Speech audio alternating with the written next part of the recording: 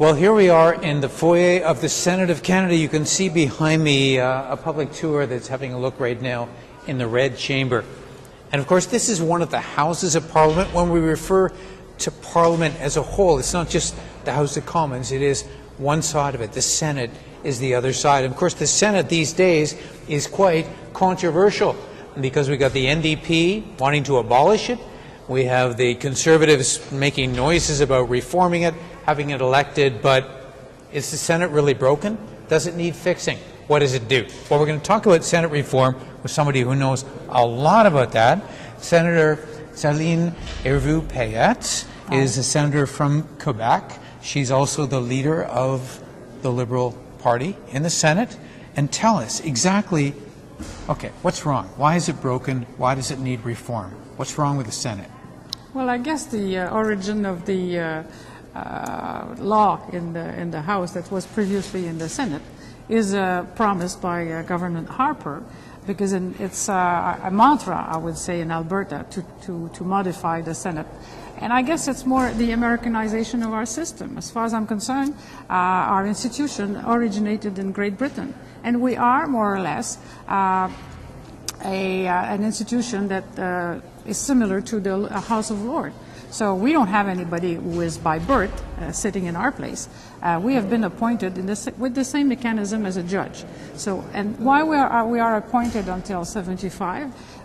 Because we have to be independent. I mean, we can vote against the government, even though when the government is on the same side as we are. And we have more freedom to decide which issue are being submitted, and we work a lot in committee. So when some people are accusing us of not having as many days of sitting as in the House, it's because our Senate committees are traveling around the country while you're doing your homework here. As far as reform goes, it seems inevitable that something will happen, that there will be changes. So what do you think will happen? Are you for an elected Senate? I am first for a reform Senate, and the first reform would be probably to limit the term. And we have studied it extensively. We have also looked what the House of Lords did, and we came up with the possibility of a term of about 15 years, so that one Prime Minister, if we continue with the appointment mechanism, which could be changed as well, that we would in fact make sure that the people who are here keeps their independence. As far as the other feature of the bill that you have before the House, but the one that was before the Senate before, it can be renewed, but now they have changed it to non-renewal. We favor non-renewal, and if the limit at 75, you don't have that limit in the new bill. We feel that at 75, it's time to retire. It's about the same age as judges also in this country. So what are the main feature now from the bill that is before you and was before us before is that we are making a major change. Actually, the average term of a senator since Confederation was about 14 years.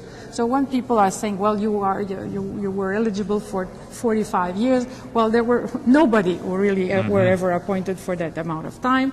It is just, in fact, reviewing in a context of the 21st century. Now, how about the issue of regional representation? Because the Senate is supposed to represent the regions in Canada.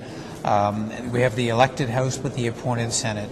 And there seems to be concern now that some regions of Canada are not properly represented in the Senate. How do we fix that?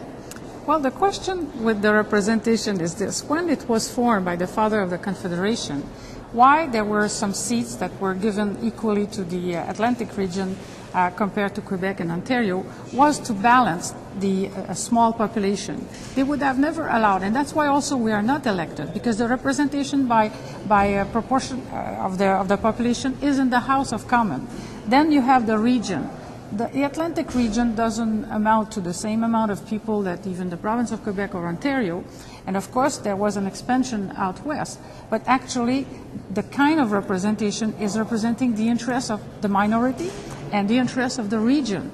So we're not talking about an institution that represents by voters for the simple reason that Quebec and Ontario could run the country without the rest of the country. So we are there to make sure that the western part of the country and the Atlantic part have their fair share in our system.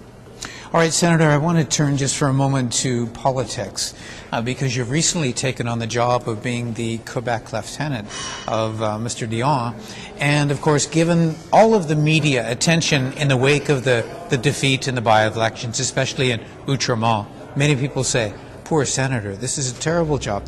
How bad are things in Quebec, or is it an exaggeration that we're hearing? No, I think the situation is certainly serious. As far as we're concerned, people don't realize in the rest of the country that we are faced with the Conservative, but also with the party, the Bloc Québécois, is very strong in Quebec. And of course, they are the brother of the Parti Québécois, who are in fact the separatist party. So this is the only province where really we have two options that are you're not able to reconcile them. So as far as we're concerned, we have to build, in fact, our party on the question of national unity. I think, under Trudeau, under Chrétien, under Martin, we were a party of unity in this country. We want to work with the rest of the country. And last week, many, even some candidates who are running for us have published a book saying that we should reach out with the rest of the country. We want to work with the rest of the country. And I'm quite sure that this kind of gesture of reconciling with the rest of the country, but we need to also to have a hand from the rest of the country, really to work together. But we have a good number of people. If I look at the figures, I don't like them because the PC has went up, but they are a federalist party. As far as I'm concerned, I don't think their agenda represents what the Quebecer wants. I mean, they don't want us to stay forever and ever in Afghanistan. They want us to take care of the environment.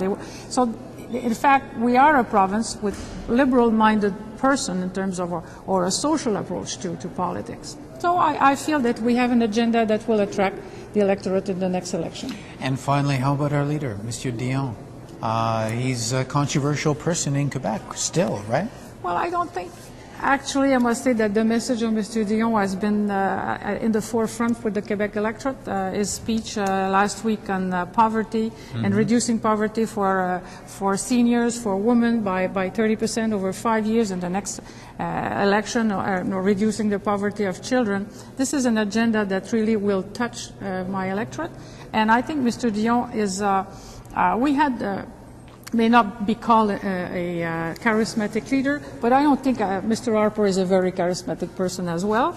But as far as I'm concerned, he's an intelligent, he's an ethical, he's a very hard-working person, and I think he's the best person to lead Canada in the 21st century. Is the Liberal Party united behind Mr. Dion?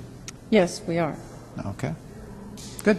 Thank you, Senator. Appreciate that. Well, from the foyer of the Senate, not abolished yet. This is MPTV. Thanks for watching.